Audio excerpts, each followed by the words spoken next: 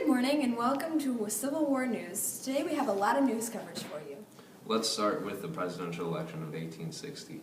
It started with Abraham Lincoln and Senator William H. Seward fighting for the Republican seat. Seward was the shoo-in for that seat. He had support from many people because he led anti-slavery forces in Congress and had financial support from New York organizations. That was until Abraham Lincoln came into the picture. Abraham wasn't very well known, and that's why some people say that's the reason he won. He didn't have enemies. The North liked him because he said he wouldn't let slavery spread. But he told the South that he wouldn't end slavery either. The North still didn't like him and said he was a black Republican, and his election would be the greatest evil to fall on this country. Well, Lincoln ended up winning and now had a fight for the presidential seat. His opponents were Stephen Douglas, who was the Northern Democrat, John C. Breckinridge, who was for the Southern Democratic, and John Bell, who was for the Constitutional Union Party. Lincoln won the election with over double electoral votes than John C. Breckinridge, who finished second. With Lincoln winning the election, the South felt they had no political vote. They seceded and formed the Confederacy. It first started with South Carolina, then Mississippi, then Florida, Alabama, Georgia, Louisiana, and Texas. They seceded because they feared it would be the end of slavery if they stayed with the U.S. That sounds like a lot of drama for an election. Let's check up on the traffic today. Arizona Bridge, a little bit slow right now on the lower level. Upper level looking much better. As far as the Staten Island Expressway checking in A-OK. Clow Road, a little bit of a delay there on the eastbound side. And again, we're talking about the eastbound direction here. And the Mayo and the Goethals and the Outer Bridge are all checking in A-OK. Let's move on over now to our Hudson River crossings. And we'll start at the George Washington Bridge, where we are seeing delays here. Inbound side, about 15 to 20 minutes on the upper and lower level. Of course, outbound traffic or lack thereof looks much better. And let's see overall, 10 to 15 across the board here at the Lincoln and the Holland. Up at the George again, 15 to 20. Next up, we'll check into the Cross Bronx. Westbound, we do have an accident here. This is at 3rd Avenue. One lane is blocked, and of course, we're seeing heavy delays. As far as alternate sides are concerned, don't forget they have been suspended, but you still need a few of those meters. Sukanya, over to you. Thank you for that wonderful traffic report. Now let's get back to the big issue at hand, Fort Sumter. With the South now seceded, we have to deal with the issues of our government forts in the South. Should we evacuate or should we stay? That's all an issue for the president to decide. If he ordered them to stay, he might cause controversy and he would be the reason the war started. But if he evacuated, he would be treating the Confederacy as a nation, and that would anger people. He made a decision. He would neither evacuate nor fire shots. He would just send supplies for men in the fort. This left the problem in Jefferson Davis of the Confederate hands. He had to choose if he wanted to fire shots or not. If he didn't, he could cause damage to the Confederacy as an independent nation.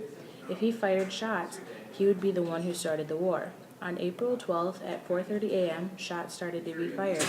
More than 4,000 shots were fired into the fort until Anderson surrendered. With the loss of Fort Sumter, Lincoln called on people to volunteer as troops. The outcome was enormous, and many more people volunteered than expected. But unfortunately, the Union lost Virginia, Arkansas, Tennessee, and North Carolina to the Confederacy. In return, the Union gained West Virginia. The Union and Confederacy are coming closer and closer to war.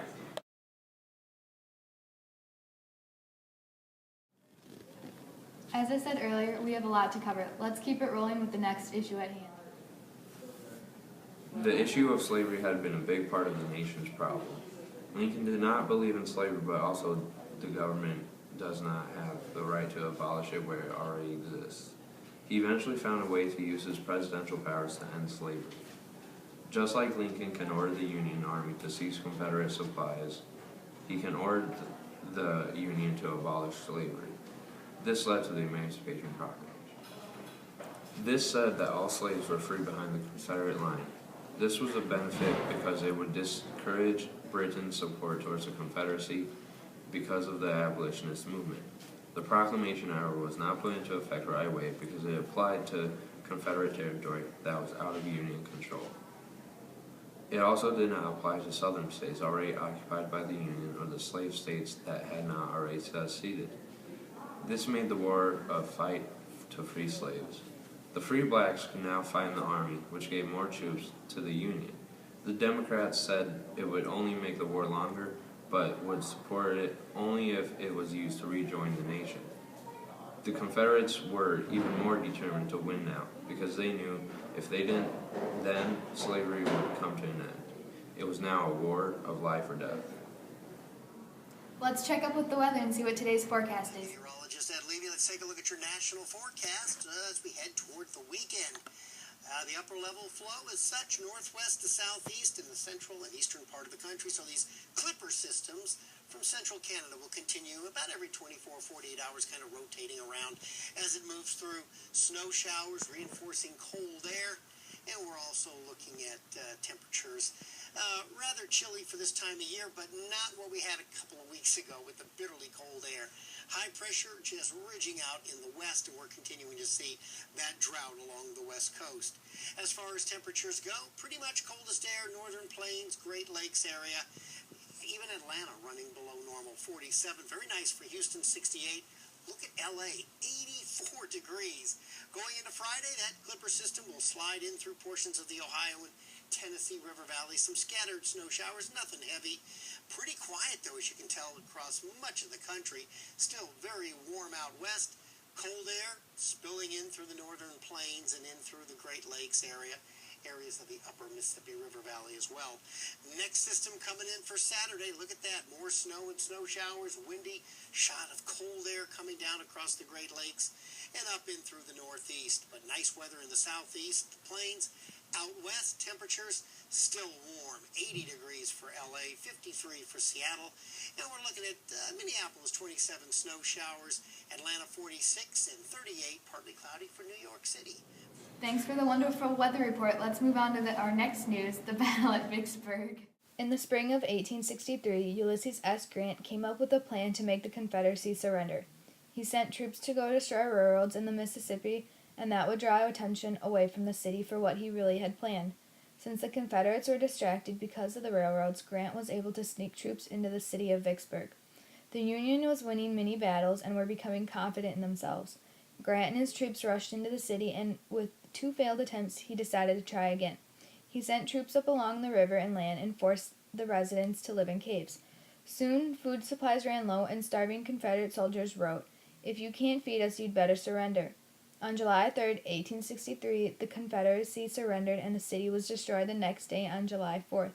On July 9th, 5 days later, the last Confederate holdout was given up, and the Confederacy was cut into 2 parts.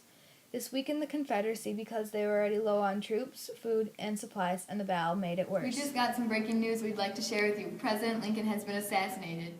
On April 14, 1865, Lincoln and his wife went to Ford's Theater to see a show called Our American Cousin. During the third act, a man opened the doors that were unattended, snuck behind the president, and shot him in the back of the head.